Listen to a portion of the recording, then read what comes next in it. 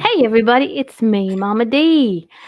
Welcome to another week of A Conversation with Friends. My guest tonight is Doug Buckingham. Now, I had to write this down because I do have a few friends who like to tease me because I sort of clump everybody in the UK into one spot. But Doug is, hold on a second, from the village of Lee in Buckinghamshire, England. So if comes into the chat room, I got it right. Perfect. Yeah. So, well, first off, thank you very much for agreeing to come on air with me and putting your Ah. life in my hands. No, I'm kidding. You're most uh, welcome, and thank you for inviting me. Hey. no, it's my pleasure, and I love having for me, I love having conversations. I love getting to know people, and like I say, I always say that this is a conversation between you and I. We're at a restaurant having a cup of tea, and there's going to be a lot of eavesdroppers popping in, like we have one already. There'll be a mix of people from Facebook and from YouTube. Hopefully, it's our first show on YouTube. So let's see how that goes. That's great. I'm looking Okay, forward to it. it's going to be fun. Okay, so I don't know a whole lot about you because we've just met. But what I do know is pretty much everything you are surrounded by as a healer. So for those people who don't know you, you want to tell a little bit about yourself? Sure. Well, I guess I've always kind of believed in something more than physical reality. Um, Ever since I was a kid, although I didn't grow up in a family that kind of advocated it or practiced it. But, my nan sort of had somebody who, in her block of flats where she lived in old style London, who read the tea leaves. And that was kind of considered normal. It's just something that somebody did. Mm-hmm. And nobody ever made a big thing about it. So, I kind of grew up believing that things like astrology and, healing and things like that were fine, but I never actually engaged with them at all, probably until about 20 or so years ago. And I used to have somebody that I used to work with, and we used to go out probably once every 3 weeks for a few drinks in an evening.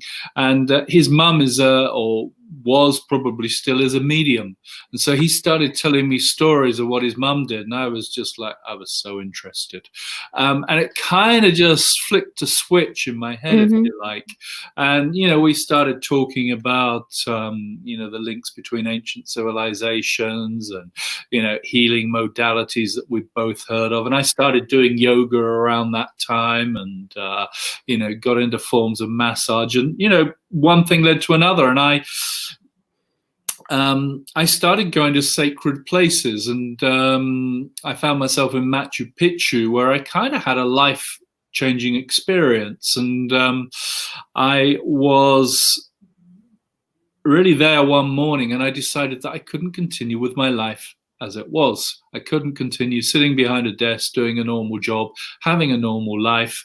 And it took me a little while to kind of disengage, but I took my life apart. I sold my house, I sold my car, I went traveling, and went around the world for a couple of years. And during that time, I met some very interesting people. I met a couple of mediums, I met a shaman, I met a spiritual artist, I met all sorts of people who shaped my life. And when I came back to the UK, I had this bizarre notion that I had to get my chakras fixed. And that led me to go on a 2-year healing course. I wanted to stop smoking. That led me to start with hypnosis, which I later trained in. And then I got into regression, and kind of one thing led to another. And I'm at a point, sort of 15, 16, however many years it is later than that, where I kind of embraced the things that I started learning, so much so it's become a lifestyle.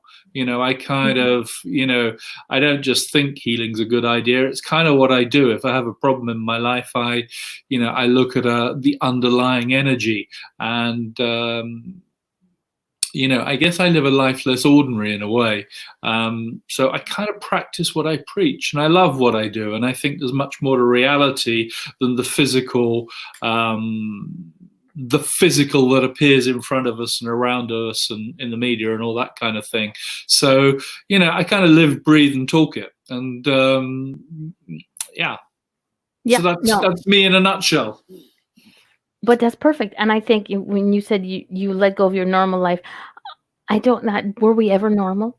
I mean, even with everything that's going on now, everyone's going, I can't wait till things get back to normal. I don't ever see things being quote unquote normal, because everybody is different. And as much as we want to say, oh, that's not true and spirit's not true, there's so many signs out there, and there's so many signs of healing. And people go, well, do you have to train to be a healer? It's a nice bonus, but I believe like everybody has healing in them from the beginning. You don't just like, okay, one day wake up, I'll be a healer. It's in you to begin with. You just don't realize it. And when you sit and look back, it's like, okay, that's, like I'm a hugger. And right now I'm going through hug withdrawals. So I'm a Yeah. hugger. And people always said that my hugs made them feel good. And and then I started training on healing. And it's like, oh yeah. So I think healing is like, I think no matter what you do in life, you are a healer. So I love the idea that you have, so many modalities of healing. You have one, and I know we're going to talk on past life regression, past lives, but there was one thing that had me curious in your bio, aura sama practitioner. Now I've heard of auras. I can't read. I can't see the auras. I can't read. I just see weird vibrations. But auras are colors. But what is aura sama? So I'm in the wrong room to show you Aurosoma because Aurosoma is fantastic to look at. But anybody who's interested in Aurosoma or is listening or sees the replay of this, then Google it. And what you're going to see is about 115 pretty colored bottles. They're bottles which are about so big in, I don't know whether you're inches or whether you're metric in Quebec. I'm going to guess your metric. Yes. So they're about, what's that? That's about, let's say 5 or 6 centimeters high by about 4 centimeters wide. And they are, they're split into 2 different colors. The top half represents the conscious fraction and the bottom half represents the subconscious mind. So it's oil on water, but they're absolutely beautifully colored bottles, and they're made out of the energy of crystals, the energy of plants, the energy of herbs. They're all picked at the right time of year, and they go through an alchemical process, and they come out with 115 different bottles. And what the bottles do is they're basically like a high-powered essential oil, but they're also a form of inner guidance, if you like. You can really kind of relate or help people relate their own lives to the bottles that they're choosing, because subconsciously we know what colors we need in our system. So when people come along and choose a bottle, they're really picking up on something that either they know they need or subconsciously they know they need, which is the same thing anyway. And it's they're a little bit of magic. Aurosoma was brought into being. I'm guessing it's not that big in Canada. I don't think it's that big in America. Yeah, well, it was brought into being in 1984 by a lady who was registered blind at the time. She divined a system of color, and she was the 7th child of a 7th child, which in magical circles means it's quite special. And it's a little bit of magic. You can look at the bottles, you can choose bottles, you can do a little bit of divination, for want of a better word, with the bottles. People can work out what they need, but also you can apply the bottles on the physical body because they're basically, because of the way they're made, they're like a very high-powered essential oil. Okay. And they're just fabulous little things. You have that on your website, right? Yeah, that's there somewhere. So I'm gonna stalk over there and check out a little more about Aurosoma. Okay, somebody in the chat room asked how to spell it. It's A-U-R-A, Soma, S-O-M-A. Which literally means light body. That's what the words mean from, is it Latin, I guess? Yeah. So there's whole, I could talk about Aurosoma, I could fill your hour quite comfortably. But there's various parts to the Aurosoma system, and it's quite a big thing. It's very big in Japan, Germany, Italy. It's sort of a few other countries around the world, Holland, Belgium. It's not too big in the UK, strangely enough, which is where it originated. But it's got a really special energy to it. So Yeah. It's a form of, in its simplest possible form, it's a form of color therapy, but it's much richer than that. I'm definitely gonna have to go check that out. So okay, for again, we're gonna get to the past lives, but Maybe. when you who knows with me, I kind of jump off. I'm like I'm like a cat who sees something shiny, and I'll Yep. see it. "Oh, I got to play with this one. Then I got so I can never stay. That's why I could never work as a professional interviewer because I kind of can't stay on track. um, what was the first healing that you learned? Because you have a nice little package of different forms of healing.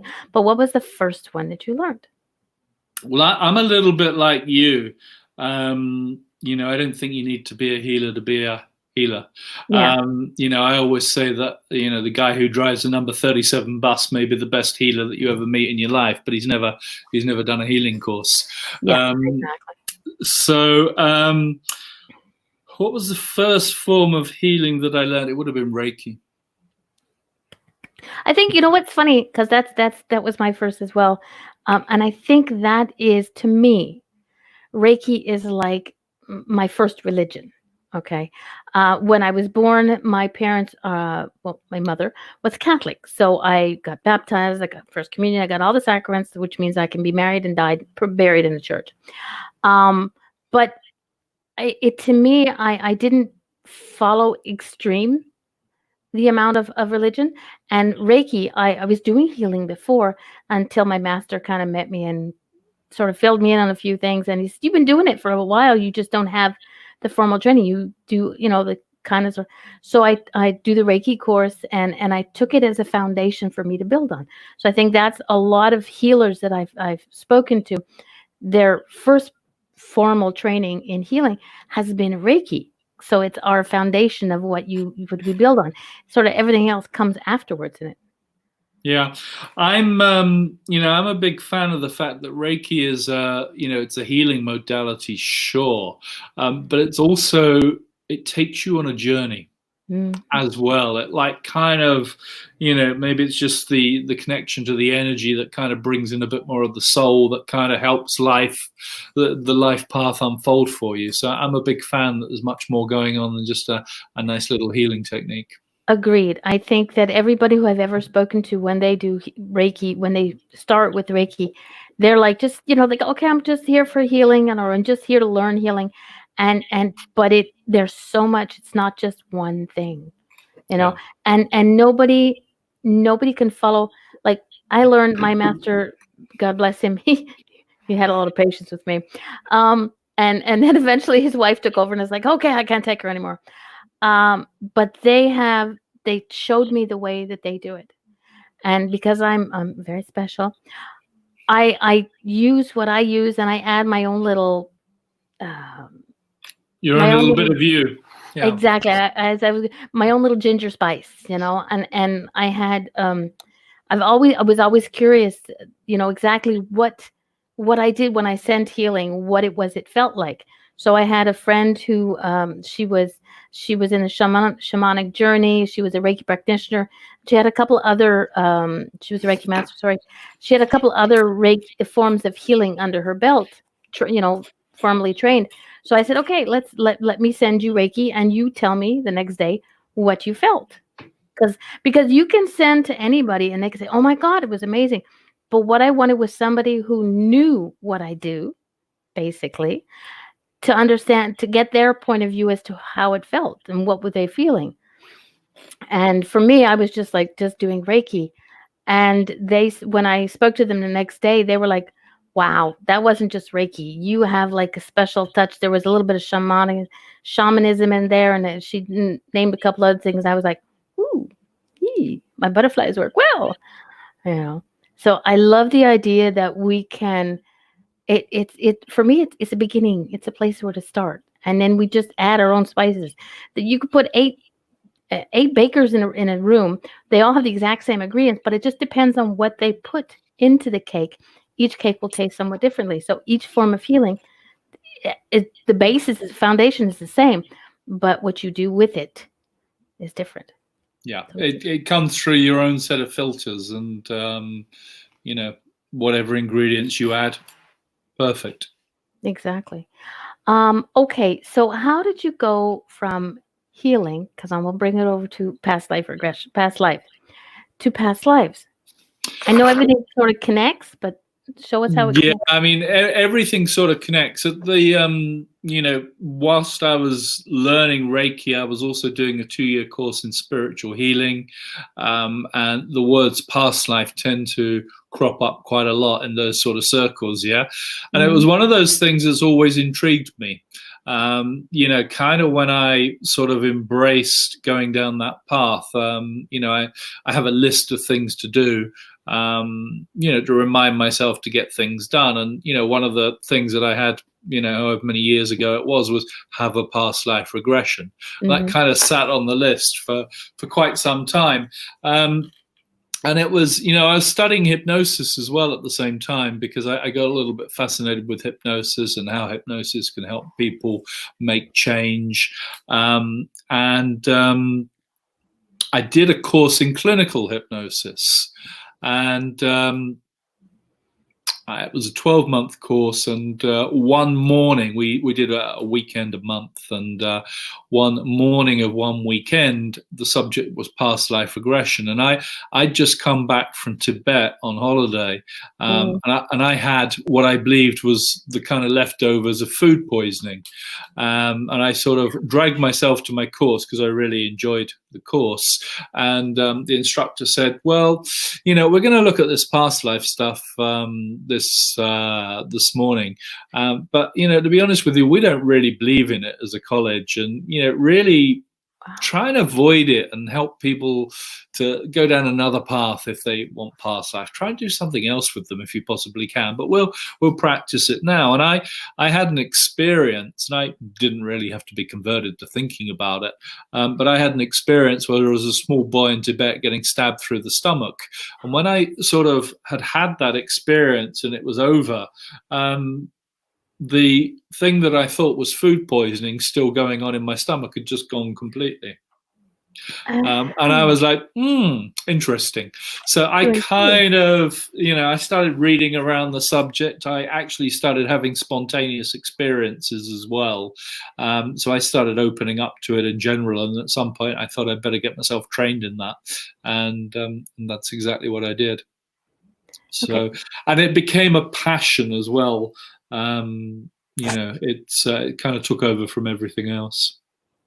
Were you able to, during you discovering, I'm assuming, which is probably not a good thing, but I do it anyway. When my children taught me the words to have, remember how to make the spelling with that, and it's like, I make an ass out of you and me, ASS, you and me. Exactly. Yeah. Yeah. Okay, but it always gets me into trouble. But here we go. You would have discovered more of your past lives during this training. Correct. Were you able to trace one, for lack of a better word, down to the actual person during their lifetime? Historical evidence. Yes, thank you. Um, That satisfied you. It didn't have to satisfy anybody else, but enough that it satisfied you.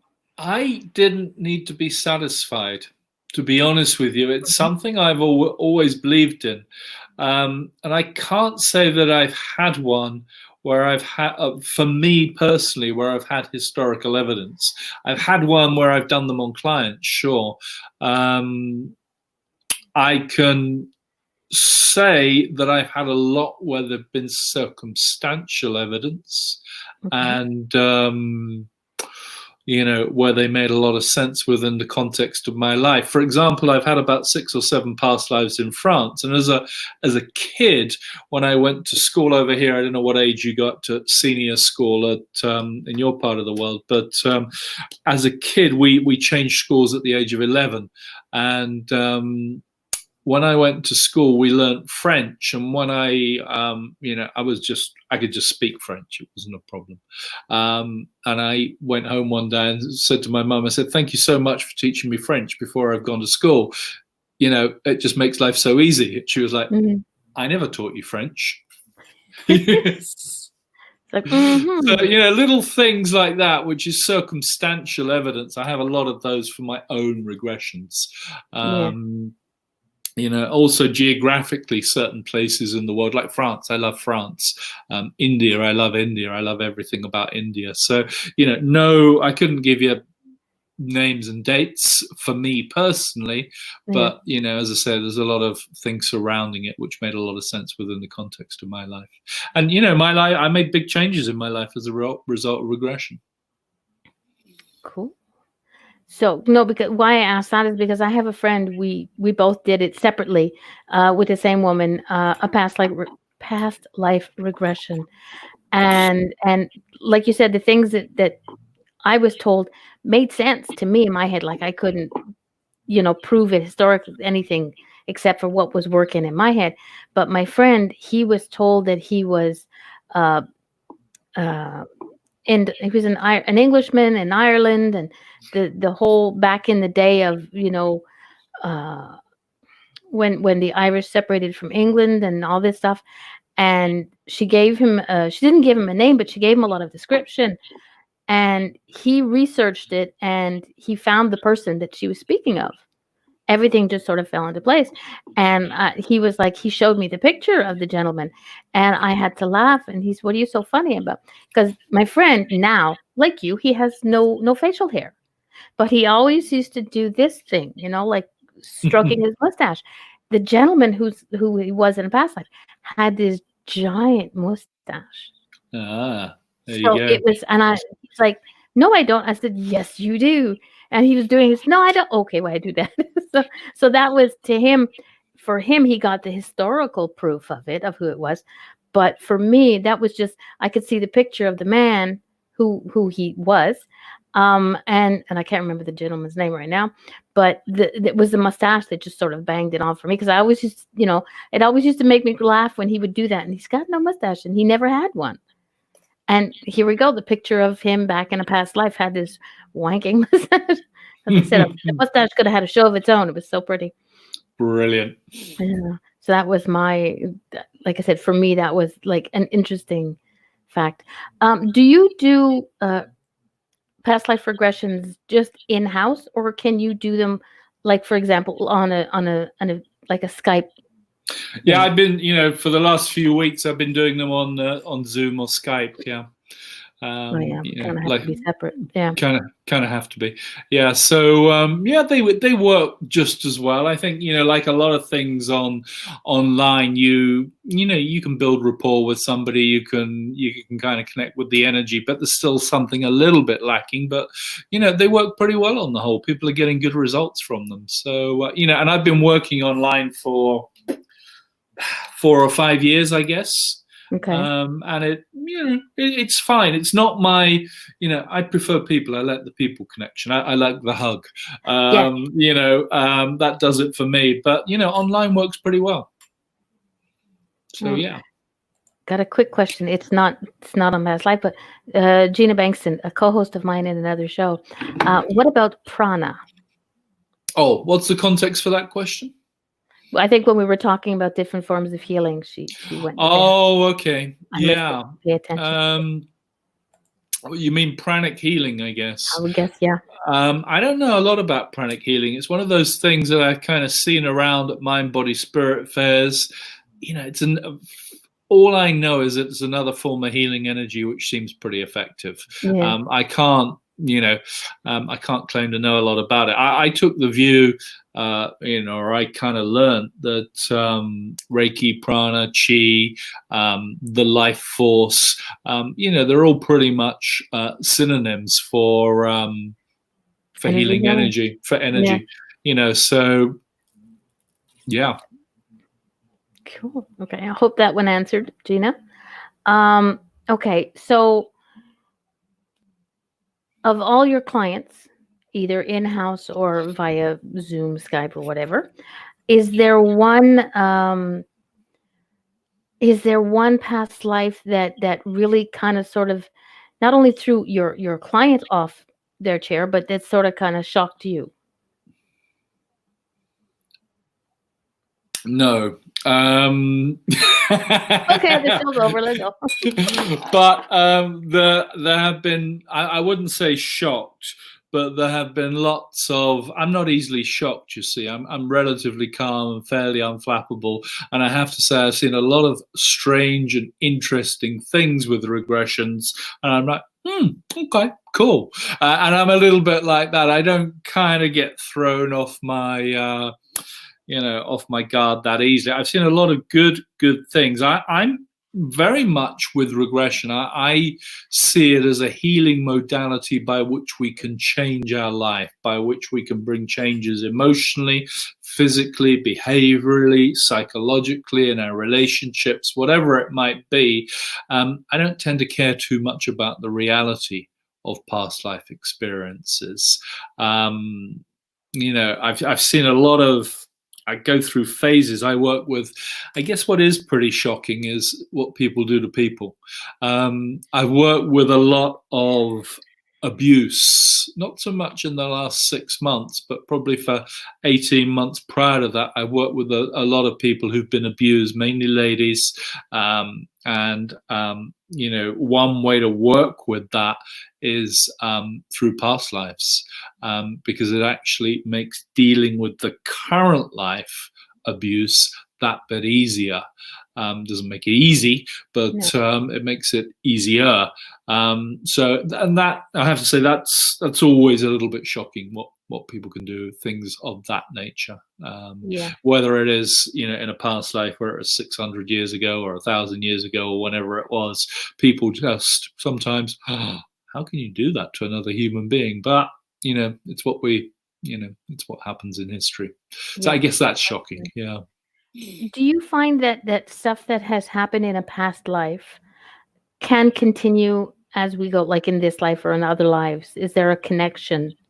Oh, for sure. For me, that's the whole point of it. It's the soul's unfinished business. If you take,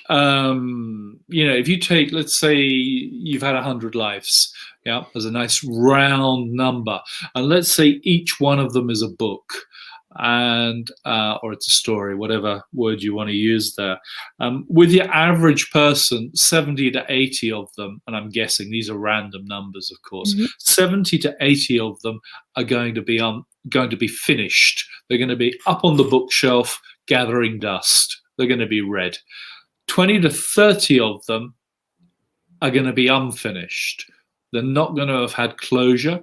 They're going to be sitting or lying on the floor in varying degrees of completion, and they're the ones that are going to be playing away in people's subconscious minds. Okay. We have a question or a statement in the chat room from a good friend, Dave. I asked myself in my head a few days ago, how long have I been here? Immediately, I went to the Cleopatra times. Straight away, I knew that I have been here for longer. Okay, I'm not sure there's a question there, No, but yeah, I mean, so many people have some kind of connection to Egypt. It's especially in the healing fraternity. I can't even begin to tell you. I've done about 4,000 to 5,000 past life regressions over the past 15 years or so, and I reckon I must have seen about 300-400 Egyptian lives. There's a lot of correlation. I think there was a lot of abuse of power in ancient Egyptian times, and all sorts of shenanigans. Often there's also a lot of magic and ritual and all of that kind of thing, of course, was very present in Egyptian times. So Dave, if you're around in sort of Egyptian times, you're not alone, that's for sure. Yeah. It's funny when he mentions Egyptian times. I have a friend that I met here not here, but on Facebook. And I didn't know her before. This was just sort of like something that it was an instant connection, her and I. And we talked about just everything from dusk till dawn. And we sort of discovered that this is not our first lifetime together, that we were in the past. And I always jokingly called her my goddess. And we sat down and had a connection and just thinking on how we were. that in the past lives, the time of goddess, time of Egypt, she was a goddess, and I was her. I don't handmaiden wasn't the word for it, but I was part of her I hear you.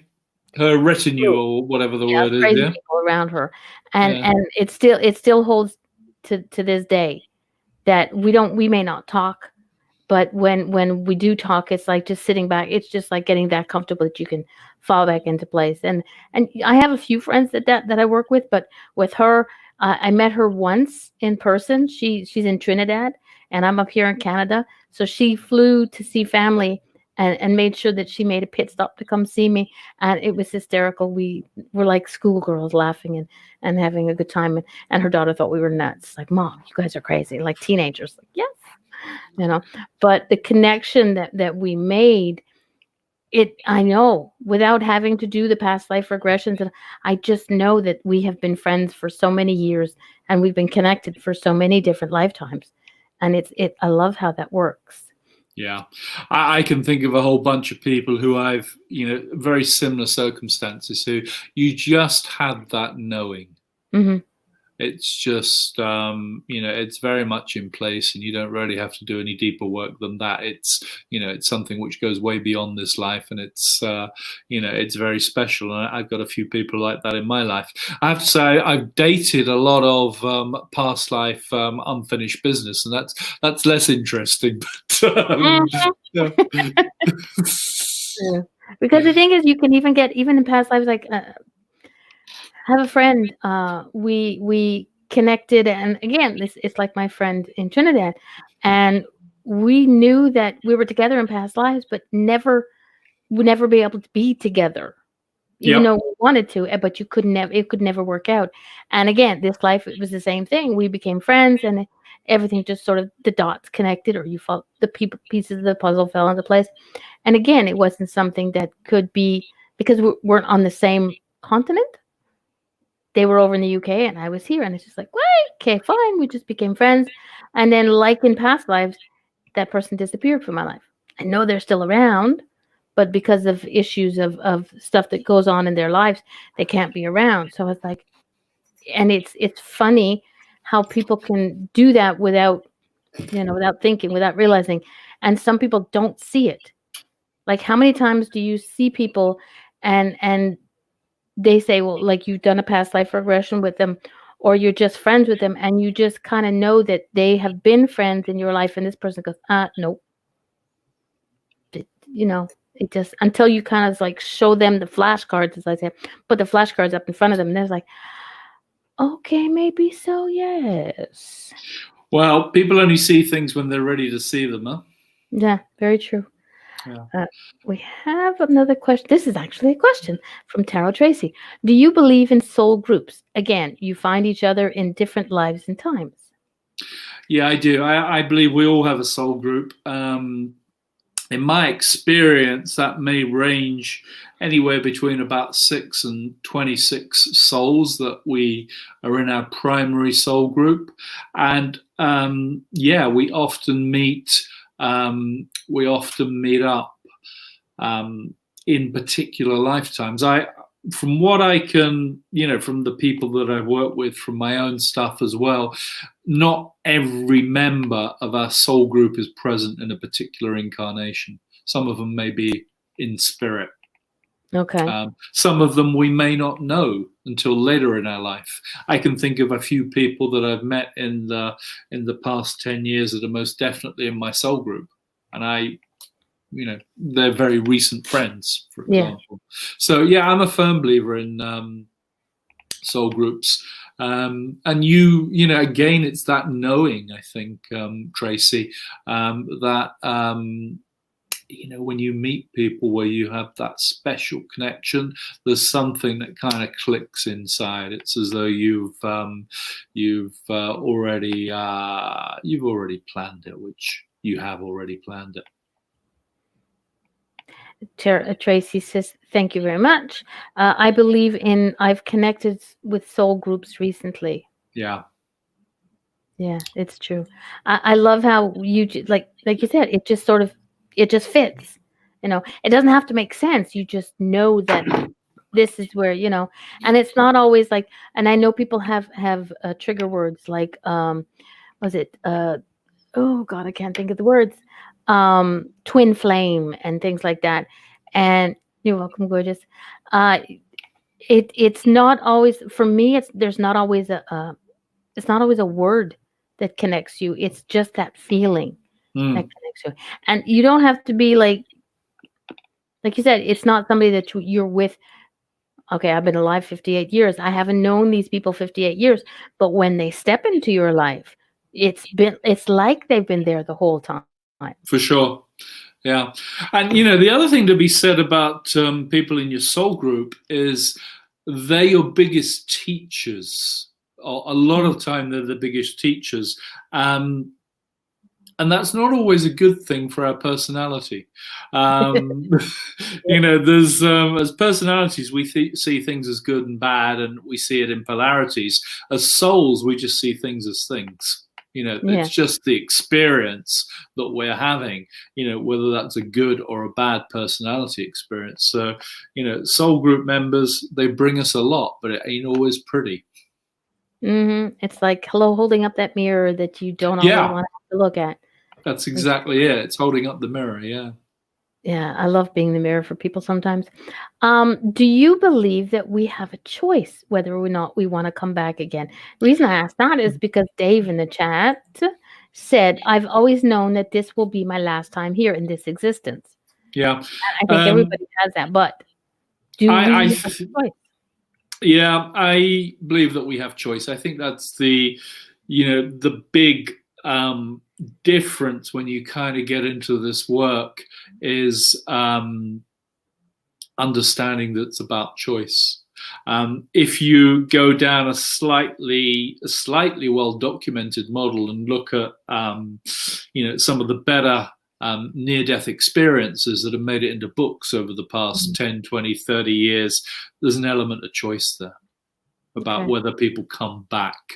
And that's obviously a slightly different thing, but that principle kind of underlines what the soul can or can't do. We have free will as a soul. I'm not sure we have it as a personality, but as a soul we do, yeah? Yeah, I would make sense. I I believe that the soul will push us, and what I mean by that, just to clarify, is that the soul will push us. It will pull us. We don't necessarily have so much control over that. yeah, Um, free will is a human thing. The soul does what it does. We have no control on exactly. it. Yeah. Yeah. And I love that because I love a lot of people I've known recently have said, "Oh my God, I'm never. This is it. This is my life. I'm never coming back again. This world is crazy." But I think that when we come back, whether it's a choice that we choose to make, like for me, I'm like, "Yeah, I'm coming back. I'm having too much fun. When I'm gone, I'll be back as something else, someone else, but I'll be the same crazy woman that I am now." But I think that when you choose when you sit there and you're so frustrated with the world the way it is now, that when you come back it's not the exact same thing. And that's what people don't realize is that what I'm going through now is not going to be the same thing when you come back. So it's like, am I learning my lesson? I don't know, but And that's also, I think, the reality from a soul perspective as well. If we're kind of going, I don't like it here, I don't want to come back. I'm betting the soul's going to bring you back. mm, I'm betting the soul's going to say, hey, you haven't even begun to think about that. You haven't even scratched the surface of that thing that you're not looking at. Let's go. yeah, because So some people don't see what they're supposed to learn. yeah, They and don't that's see the cycle is repeating itself. Like the lesson that we were supposed to learn, the lesson that we sent ourselves back here to learn. They don't see it as a lesson. They're like, why do I keep doing this over and over again? They don't realize that there's a reason for that, you know. And so I think that even when they sit there, go, okay, I'm not doing this anymore. I'm not coming back. I'm done with it.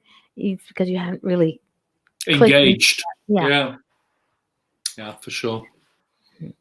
Yes, Dave, we might be here around. Dave's You taking his never wife. know, Dave. Yep. Never know with me, you know me. But thank your wife. I'm sure she's a frontline worker that needs to go do what she has to do. So thank you, Dave. Take your wife to work. Give her a big hug for us at 6 feet distance. I always think that. Exactly. Yeah. The etheric hug. Yes, I think that's funny because using that 6 foot distance, we're safe here. But I always, when people get on your nerves, because there's another place for a 6 foot difference distancing, right? I'm down under. Don't mess with me. Don't make Mama D mad. Don't make this ginger all pissy. But yeah, I think I when I had my past life reading regression, I'm not really sure what it was. Sounds like a reading from what you're saying. Yeah. The woman, she told me different lives, not not sort of. The only one that I can really remember the specific was that I was back in the days of the Native Americans and the Indians and the white man and yada yada yada, and I was a white girl with. She would see me in pigtails, the Pippi Longstockings.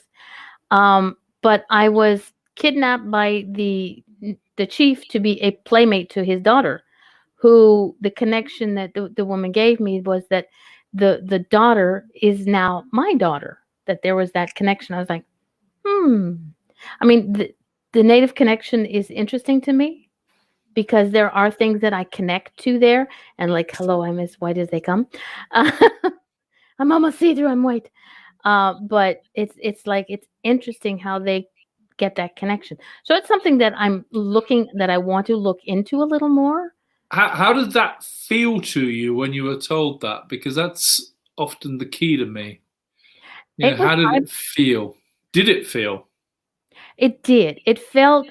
I mean, because there was a little more to it. She said that during my lifetime with the tribe, I was allowed to come and go as I please. I chose never to go back to the white people, and I stayed there. And I was an old spinster, and one nice little warrior figured he'd be nice and marry me, and I just came, and I was like um, the crone of the tribe, and everything just sort of connected. I was like, it kind of fits, the way I feel now does the same thing. I'm not, I don't just connect with one group of people. I kind of, fit in everywhere, and everybody's kind of like, oh well, they talk to me about things, and I give them my opinion. I give them what I see, so it kind of works to the way I am now. So it made sense, and sense to the fact that some things that I just kind of went, what, in my life was like, okay, whatever. That once she told me this, I was like, now that makes some kind of sense, you know. Yeah, good. Yeah, I mean that's the important thing with the reading. Yeah. You got to have an emotional connection. That's probably one of the big differences between past life readings and past life regressions, because often in regressions that emotional connection comes up quite spontaneously, and that's when people go, "Oh my God, what just happened there?" Yeah. Because you don't think that you're going to become emotional. It just kind of happens. Your body reacts, your emotions react. That part of your brain, the amygdala or whatever it's called, just spontaneously goes up, and it's there. And it's actually a big convincer for people when the emotional stuff surfaces. I think that once this pandemic, Mother Earth sending us all to our rooms and giving her a break is over, I think that's something I'm going to look into having, because for me, like you said, I need a hug. I mean, as good as and I have quite a few friends who are um, brain fart. Hold on a second, I lost my words. Who are hypnotherapists, and I I I like to be in the same room when these things happen. Yeah, no, I hear you. Yeah. Yeah, I mean, I know it's not always possible. Like, hello, you're over in the UK, and I'm over here, so it's not like it's not going to happen with you. But I'm sure with my research, because I'm always looking at different people and researching different things and learning about different people and meeting different people, that I will find somebody when the time is right that it will feel perfect with. It'll feel that I need that fit. And you But will. I think that's something that a lot of people should look into, because it makes it's like turning different pages. Like you said, there's so many books. It might be that book that you need to close, looking into it. Well, I am of the belief that a lot of people are incarnated today to clear out their wardrobe as it were. And that is going through their past lives and letting go of whatever it is that the soul has wanted to learn up until this point in time. And past lives are one good way to clear out your wardrobe. So yeah, a lot of people ought to be looking at it. Whether it's directly through past lives or whether it's other forms of healing which do the same thing, doesn't matter. But we kind of, I think we can see that the earth is cleaning up quite nicely in front of us without our presence on it. I know. Quite I'm nicely. And loving it. I kind of think we're part of the lesson here is for us to do the same. Yeah, and I agree. The amount of healing that the earth is going through, it's regressing to its past life. It's getting to see like the dolphins in the Venice canals and stuff like that. And what we as humans are, the nice part of the human race is coming out. The idiot part's coming out too, but there's more nicerness. Like you have. I love watching the young ones on the internet showing the videos of what they're doing as just out of their own minds, out of their own pockets. There's teenagers over in the UK who made, care packages, little care bags. They went and they used their own money and they made little care packages. And in the community that they lived in, there was a lot of seniors. So they just sort of knocked on the door, put the bag there and said, this is, a little care package to help you out, roll of toilet paper, a couple of bags of tea or whatever the case. And I think that is something that's, these kids would normally be like in front of the computer or off with their friends or, at school, but people have so much time now. They get to know who they are inside. Yeah, I totally agree with that. And as you say, perhaps the truth of what people are or who people are comes out a little bit more. People's baser instincts take over as well. And that's interesting. In the chat room, Tracy says, "I see crystals like being in a candy store for me." She's talking. I'm just giving Tracy the view. Uh-huh. Yeah, I buy and sell crystals, Tracy. So this particular room is full of them. Yeah, I believe Tracy is in the UK as well. So I'm not sure, okay. like different distances, but I know she's going to bed shortly after this. Oops, hold on a second. I have a dog who likes to be on camera for so long, and then he's like, "Okay, I seen myself, Mom. I'm done." There you go. Okay, good. Shoo. Because he always used to come on one of my shows I used to do. He was always laying on the computer in front of me, and everybody used to get to see him. But it's like, no, it's not about you anymore. Don't lie on the keyboard. Yeah, don't lie on the keyboard. I had to have a separate table just for him. Oh, Tracy says hello from Birdie. She has a Shih Tzu. Okay. Yes. Yeah, I have an onyx. So you buy and sell crystals, but I also know that you're a crystal healer. Yes. I love crystals, full stop, end of story. And I think that crystals are just a great way to work with yourself as well. I got a crystal in my hand at the moment. I'm always playing with crystals, and whether it's working with healing for other people or whether it's just doing it on myself, I think it's a fabulous little gift from the earth for us to be able to work with. Agreed. A lot of people don't understand that, and I find it's like, for me, when I used to work, when my customers would go on vacation, I'd be like, "Bring me back a rock." And some people, "A rock? You don't want me to buy?" I said, "No, don't spend money. You'll be walking down the beach, you'll be walking down somewhere, and you will see something that will remind you of me. Bring me that." And when you do, it's just say, "Thank you. This is for Mama D. This is for Darlene. Just bring it home." Because somebody actually, I learned to realize that I had to give people an idea of what size, because I had somebody bring me back this thing that was this freaking huge. I said, "Excuse me, you got that on the plane?" Yes. And so, it's amazing what you can get on planes when you want to, Yeah, but I was like, no, just a little thing, but the size of a Canadian loonie, or a silver dollar type of thing. Nothing humongous. But yeah, I think crystals, people don't realize. Tracy says, "My perfect future husband." Brilliant. People don't realize that crystals do so much work with it. Like people will say, "Well, what do I need?" And I've learned. I don't know a lot about crystals, but I've learned from the lady where I go shopping in and do as much volunteer work there as I can, just because I love the energy of it. Is she says you go in, and I've watched her do it. People would say, "What does my child need?" And she says, allow your child to choose from the crystals that are there and see what they're drawn to. And it always works out that you're drawn to exactly what you need. Whether it's a child, whether it's a grown up, the crystal that you work with, that you're drawn to, is always what you need. And I was like, I thought that was interesting because for me, my go-to crystal is amethyst. Okay. It's got my little baby with me all the time. Yeah, I mean, kids are especially gifted at knowing what they want in Yeah. terms of crystals. I've done quite a few crystal shows where we've had kids coming up and, 5, 6, 7-year-old kids. And it's like, how do you, I don't ask, how do you know? I know that they know now.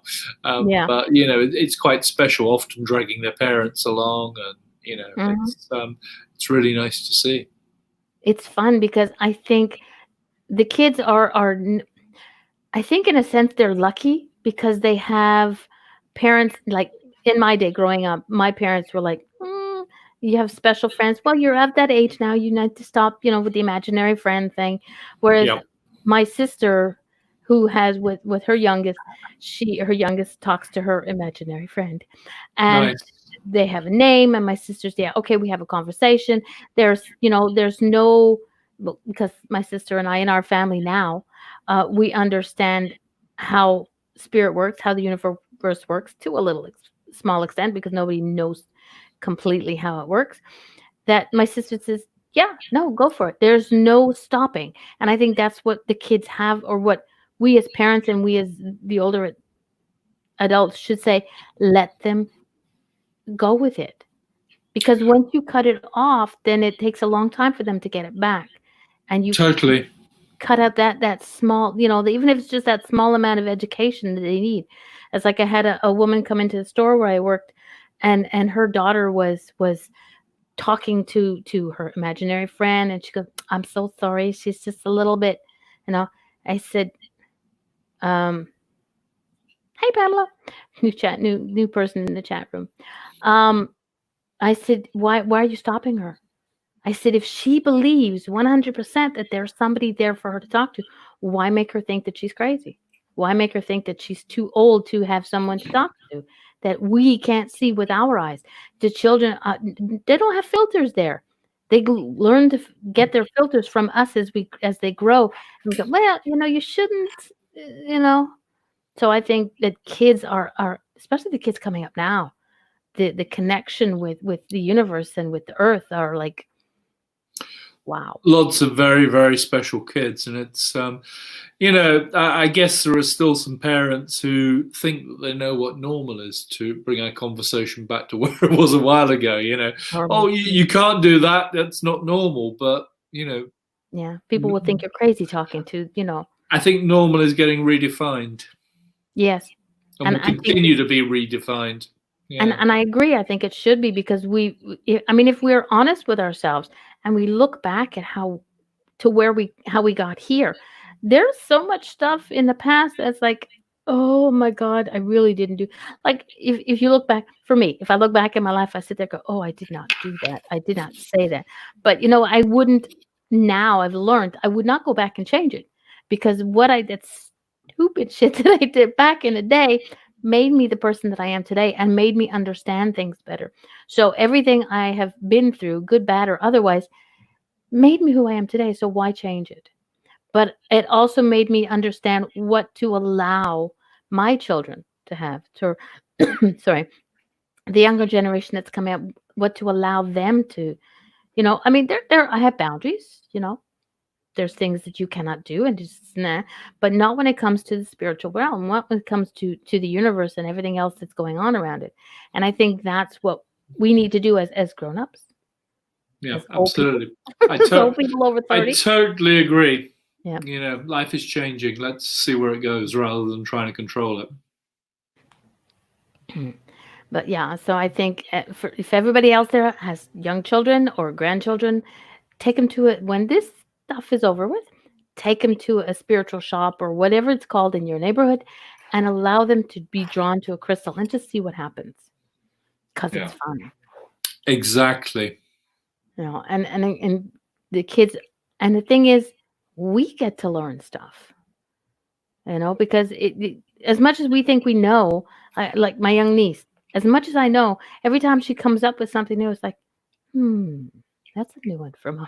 That's a new one for Yeah. Auntie Darlene. It's like, Yeah, kids are tremendous sources of wisdom. There's no doubt about that. I've had that. People who've been on courses and stuff, doing mhm, past life courses, and telling me the things that their kids have come out with.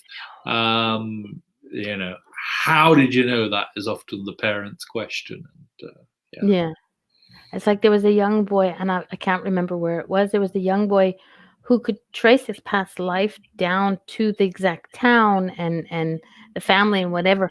And it was something from a child that their family knew nothing about, this spiritual, universal woo woo stuff is what they called it.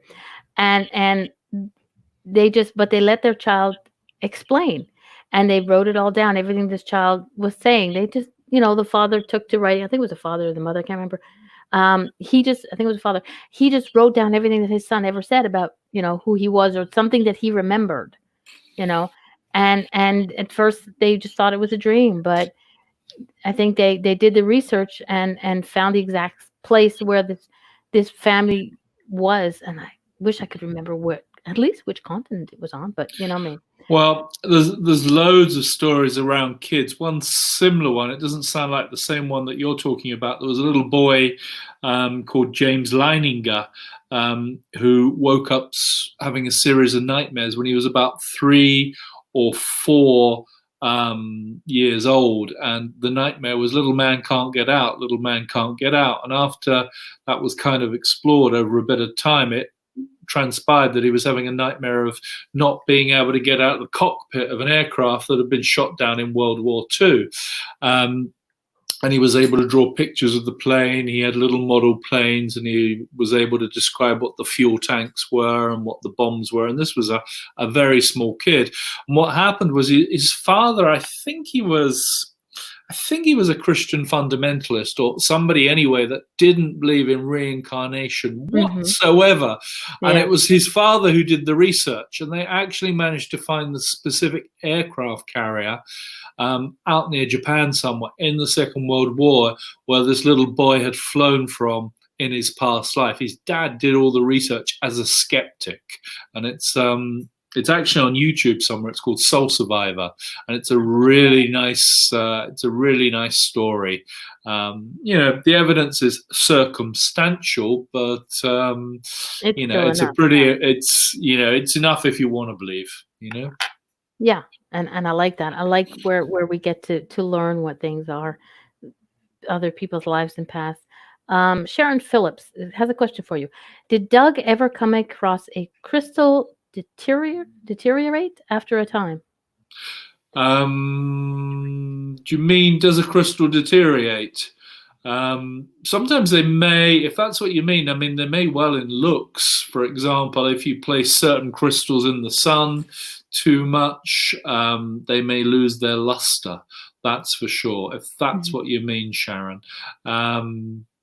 it might not be. And if you could, Or uh, could it be the energies of it would I think deteriorate? I take the view that. Crystals are frequencies. Everything on planet Earth is a frequency. It has an energy vibration, and we draw certain crystals into our life because we need that frequency. After, whether it's 6 days, 6 weeks, 6 months, we may have that frequency. Yeah. So then the crystal holds no fascination for us, and then we can give it away, sell it, do whatever we're going to do with it. Yeah, but so yeah, that may be. It just may be that the crystal served its time. Exactly. And I also believe that when you lose a crystal, like I had purchased a crystal for my husband, I felt that he needed it. And I think he had it for about 3 weeks, and then he couldn't find it. And he was like, "Oh my God, you bought it for us." Dude, don't worry. I said, Yeah. The need for you to have it is gone. Somebody else needs it more than you. So because he's very particular on keeping things, and he knows exactly. So this made no sense for him to not know where it went. We still haven't Yeah. found it, And I said, just because somebody else needed it, I Yeah. believe that, things that for me, that's how it works. Totally. Yeah. And Pamela Rogers in the chat room says some crystals dissolve in water also. Yeah, they do. Selenite is one. Pink halite is another. Quite a few crystals. You just got to be. Everybody says wash your crystals to cleanse them, but you've just got to be a little bit careful with that and Yeah. make sure that you've got one which isn't water soluble. But all you need is a reference book or just look it up on the internet. Yeah. Okay, so that's what I'll do. I'll check out my books. Check Your out my crystals. amethyst will be fine. What you shouldn't do with your amethyst is keep it in direct sunlight, because otherwise it will lose its color. Yeah, the back of it is still solid rock, so that sits this way, so that the it's facing me. The sun doesn't get but the back of it, so it's still pretty. And I have a few of them, But oh my goodness, it's already 6:00. We've been here for an hour already. We have. Time flies, eh? It does. It does. Well, I gotta thank you very much for coming on, and maybe next time I can have you back. God knows when that'll be, because I'm booked for a while. But I'm hoping to get your book, because you do have a book. I do. Yeah. Called Gifts for Your Soul. Exactly. The book is Gifts for Your Soul, and you also have a CD, MP3, Journey to a Positive Past Life. All these can be found on not only Amazon.com, but Amazon.ca. I did my research. Hey, yeah. And I also have an app as well. My app is called Hypnosis for Transformation. It costs the huge sum of 99 pence, which I guess is about $1.10, something like that, $2 maybe. Double but that's still. Yeah, and there's a bunch of free stuff on it, and there's a bunch of additional stuff which you have to pay for. But there's, it's probably one of the best value things you'll ever find on the planet. Hypnosis for Transformation. Okay, so to find that and any other information on Doug, go to www.dougbuckingham.com. That's Buckingham. As simple as it sounds. So go check out his website. You can also be found on Facebook, Doug Buckingham. People can Facebook, Instagram, you can find me all over the place. Yeah, I do most of the major ones. I'm just looking at a couple of questions. And Tracy, I use sound to cleanse my crystals. It's probably the best thing. I use crystal singing bowls. I don't know whether you use crystal singing bowls or metal ones, but they're great. Sage is another good one, I agree.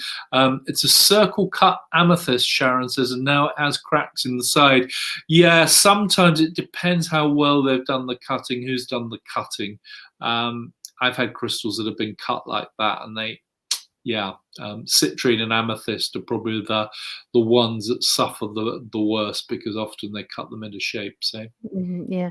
Would you rather, when it comes to crystals, do you rather them raw or do you rather them polished? Yes. Okay. I like both. I think both have their merits.